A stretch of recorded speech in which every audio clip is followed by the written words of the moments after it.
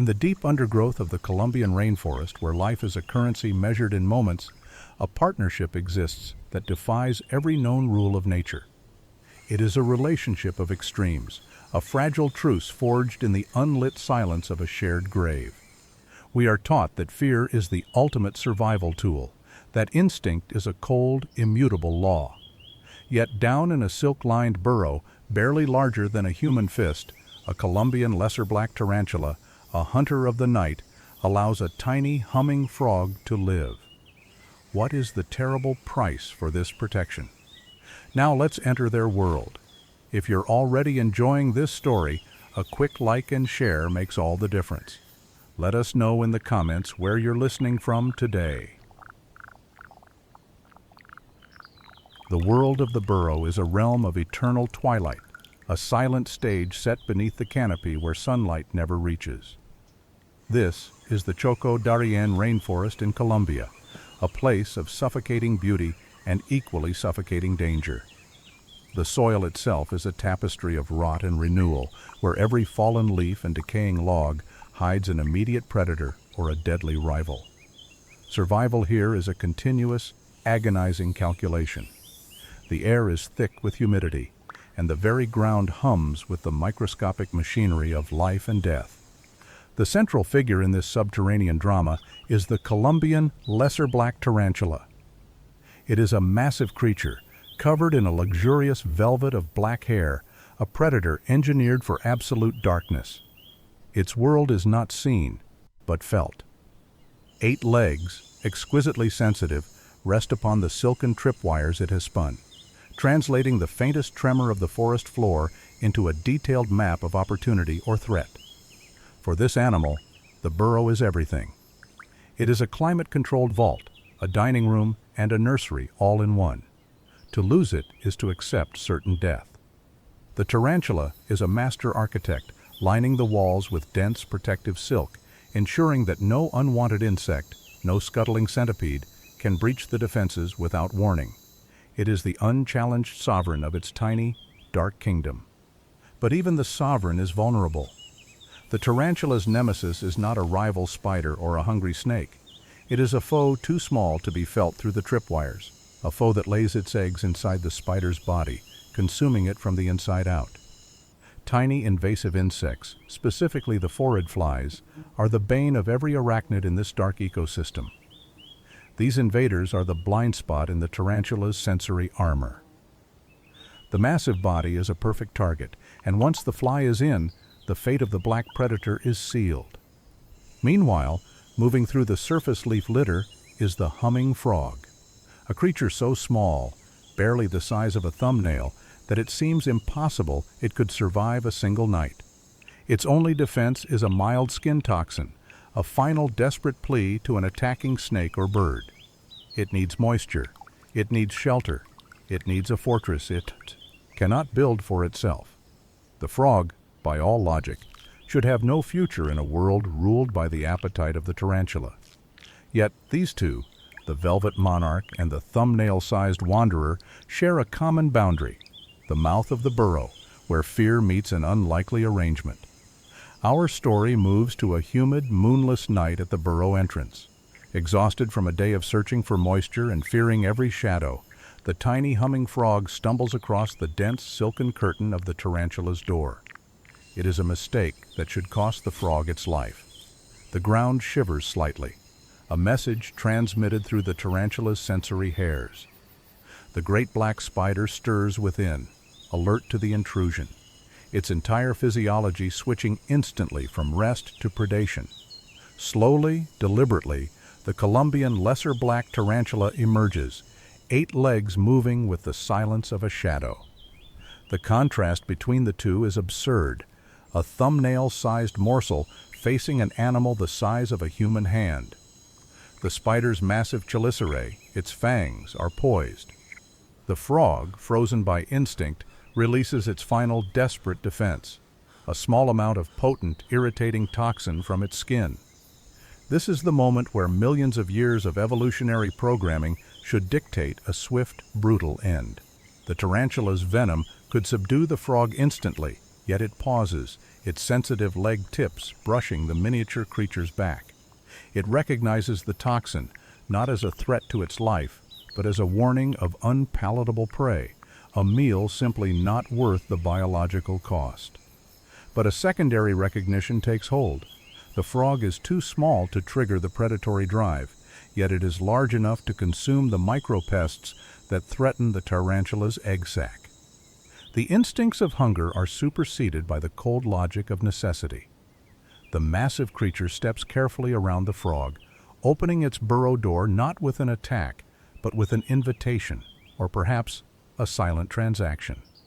The arrangement quickly solidified into a perfect, if entirely improbable, mutualistic symbiosis. For the tarantula, the frog was not a friend, but a highly effective living defense system. The smaller creature's role was precise and vital: pest control. Tiny, almost invisible enemies, phorid flies, soil mites, and the larvae of various parasitic wasps are the greatest threat to the tarantula's future. They target the soft, stationary egg sac, turning the next generation into their own first meal. The massive tarantula, relying on vibrations, is deaf and blind to these infinitesimal invaders. This is where the humming frog became essential. The frog, with its visual acuity and agility, hunts where the tarantula cannot. It navigates the intricate, silk-lined walls of the burrow, consuming any insect small enough to breach the outer defenses, but large enough to harm the spider's delicate internal structure or its future progeny. The payment for a secure home, for permanent refuge from the giant lizards and hungry snakes of the surface world, was simply to eat the food the tarantula did not want. It was an exchange of services based on size and toxin, the ultimate cold-blooded transaction. Meanwhile, the tarantula provided the ultimate security detail. The burrow mouth, once a deadly passage, became a shielded door. Any creature large enough to be detected by the tarantula's tripwires, anything that presented a threat to the frog's life, was swiftly and brutally dispatched. The predator became the protector. The frog, once a creature of frantic, exposed motion, learned to live in the patient, measured rhythm of the spider's shadow. It never ventured too far, always feeling the stabilizing presence of its giant companion nearby. This was not affection, it was a profound, unspoken reliance, a codependency born purely of biological advantage. The depth of this strange trust became most apparent during the most critical time in the tarantula's life, the laying of the egg sac. The tarantula spends weeks weaving the delicate basketball-sized silk globe, a period when its focus is entirely internal and its defenses are at their lowest. It is a time of maximum vulnerability to the micro-predators. Yet the tarantula did not evict the frog. The tiny amphibian remained, patrolling the inner walls of the nursery chamber. Imagine the primal scene: a mother tarantula, utterly exposed, relying on a creature it could crush with a single step to guard its most precious possession. For the frog, the egg sac was a beacon. It was a promise that the tarantula would stay rooted, that the fortress would remain intact, and that its tenure as the subtenant would continue. The frog would spend days nestled close to the sac, its small, sticky tongue snapping out to claim any small, creeping thing that dared approach. The tarantula never made a move towards the frog, even when its chelicerae were working inches away, meticulously turning and guarding the silk sphere. The two were operating on an evolutionary pact. The tiny creature protected the vulnerable future, and the mighty giant protected the vulnerable present. This silent negotiation, executed perfectly across two phyla, is a testament to nature's boundless capacity for pragmatic cooperation, showing that when survival is the goal, instinct is just a suggestion.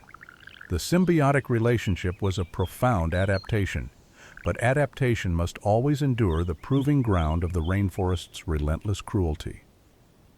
For months, the quiet domesticity held. Then, the rains came. Not the nurturing tropical drizzle, but a torrential downpour that lasted for days, threatening to turn the perfect burrow into a waterlogged tomb.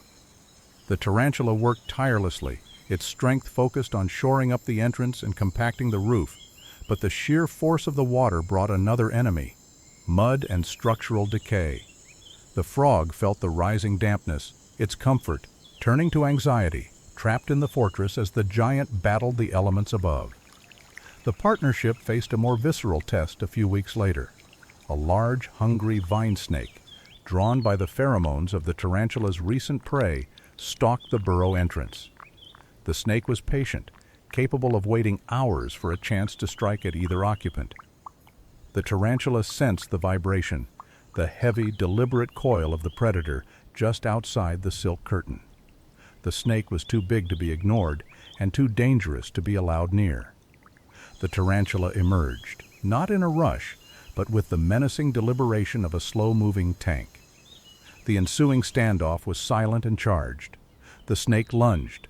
The tarantula met it with an explosive eruption of aggression. The great spider used its sheer mass and velocity, hammering its armored legs against the snake's head, preventing the deadly strike that could end its life. The frog, meanwhile, retreated to the deepest, safest recess near the egg sac, relying utterly on the protective perimeter. The battle was short and brutal, ending when the snake, realizing the disproportionate risk, retreated into the foliage. The tarantula returned, scarred but victorious, and the frog, a silent witness, remained unscathed. But the most insidious threat was never the visible predator. It was the microbial world, the hidden enemy that had been exacerbated by the recent flooding. A patch of white, fuzzy mold began to bloom on the burrow's damp rear wall near the precious egg sac. This fungus could quickly colonize the silk, potentially penetrating the delicate membrane and destroying the vulnerable eggs within. It was a silent biological clock ticking down the tarantula's future, a danger the large arachnid could neither see nor fight with its venom. The humming frog, however, sensed it. Ample moisture meant an increase in the small soil insects that fed on the initial mold spores. The frog, patrolling its territory, began to feed relentlessly in the mold-affected area. It was an unconscious, localized cleansing. The amphibian, seeking only its own meal, was simultaneously eradicating the source of the fungal bloom. The tiny tongue, snapping at the microscopic life in the damp silk, was delivering an ecological service that saved the entire generational project. It was a perfect, silent validation of the partnership. The tarantula guarded the external threat of the snake, and the frog managed the internal threat of the fungus. Neither one could survive that challenge without the other, proving their impossible arrangement was not an anomaly, but a necessity. The greatest test of their unspoken contract arrived with the silent threat of renewal. Every few months, the Colombian Lesserblack Tarantula must shed its entire outer skin in a process called molting, a period of absolute, terrifying vulnerability. The spider lies utterly still, on its back, its body swollen, its new, soft exoskeleton trapped beneath the old. For hours, sometimes days, the fortress is unguarded, and the sovereign is defenseless, like a jelly exposed to the elements. It was during this critical time that a small, aggressive hunting centipede, a lethal opportunist, slipped past the inert defenses. It smelled the soft, defenseless flesh. The centipede's venom is potent enough to kill the newly molted tarantula before it can even move. The frog, crouched in its corner, observed the approach of the new, segmented enemy. All its evolutionary instincts screamed at it to flee the burrow, to save itself, to abandon the helpless giant that was no longer a protector. But the tiny humming frog did not move. Its own life depended entirely on the continued existence of the massive creature beside it. It recognized, perhaps not consciously, but with the full force of its survival drive, that the death of the tarantula meant its immediate, exposed death outside. The centipede moved closer, its antennae twitching, homing in on the soft body. In an act that defies the cold mathematics of symbiosis, the frog hopped forward and stationed itself directly on the head of the prone, molting tarantula. The centipede, preparing its strike, was forced to confront the tiny, brightly colored shield. The predator bumped the frog, instantly recoiling from the potent, irritating skin toxins that the frog deployed in its ultimate, desperate defense. Confused and deterred by the sudden, painful barrier, the centipede retreated into the shadows. The tiny, unmoving frog held the line until the centipede was gone and the danger had passed. It was an act of pure, transactional loyalty. The small creature, by placing its insignificant self between a colossal giant and death, had saved the life that protected its own. It was a debt repaid in the quietest, most powerful way possible, a moment that proved their bond was no longer just convenience, but absolute codependency. The story of the Colombian Lesserblack Tarantula and the tiny humming frog is more than a scientific curiosity. It is a profound lesson encoded in the earth. It asks us to reconsider the cold, hard lines we draw around instinct and empathy, and to look closer at the true nature of survival. For here, two species separated by hundreds of millions of years of evolution, creatures that should, by all biological metrics, despise and devour one another, found common ground in the shared imperative to simply continue existing. The frog offered the giant a solution to a problem that threatened its lineage. The tarantula offered the frog sanctuary from a world that would otherwise crush it instantly. Their symbiosis was not romantic, it was a perfect contract of mutual necessity, yet in that cold contract, a form of profound loyalty was engineered. It was a bond proven not by shared warmth, but by shared vulnerability, most evident during the molting, when the smallest creature stood as the sole guardian of the largest. The frog, in its smallness, taught the powerful hunter humility. The tarantula, in its strength, taught the vulnerable creature absolute trust. Beneath the constant deluge and the endless cycle of the rainforest, their burrow remains a silent cathedral to cooperation, a testament to the fact that size, species, and venom are secondary to the need for a protective home. Their lives continue in the darkness, a symbiotic dance that proves the laws of nature are far more elastic and far more hopeful than we often believe. The price of protection, it turns out, was not terrible at all. It was merely participation. This remarkable tale of the giant and the tiny shield is a quiet echo of a universal truth, that in our most vulnerable moments, we often find our greatest strength in the most unlikely of allies. The willingness to suspend ancient hostilities for the sake of survival is perhaps the most advanced form of intelligence on this planet. Thank you for joining us on this journey. If this story moved you, please consider liking and subscribing. It truly helps us bring more stories like this to light. We have a question for you. What was the single moment in this story that resonated with you the most? Let us know in the comments below. We read every single one.